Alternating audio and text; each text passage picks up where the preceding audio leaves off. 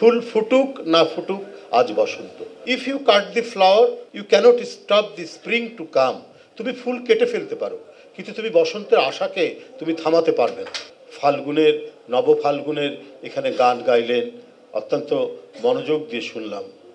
তো আমি মনে করি যে মানে ফাল্গুনের মতোই একটা চরিত্র। ফাল্গুন নিয়ে দুজন কবির দুটো অসাধারণ উক্তি আছে, যেটা আমি বলি যে সেটা হচ্ছে আমাদের আমিনুলের চরিত্রের মধ্যে সেটি আছে, যে ঝড় ঝঞ্ঝা যাই হোক, হ্যাঁ, সেটা হলো যে ফাল্গুনের সাথে ফুলের তো একটা সম্পর্ক আছে, আপনারা জানেন। চারিদিকে কৃষ্ণচূড়া, চারিদিকে নানা ফুলে শোভিত হয়ে ওঠে।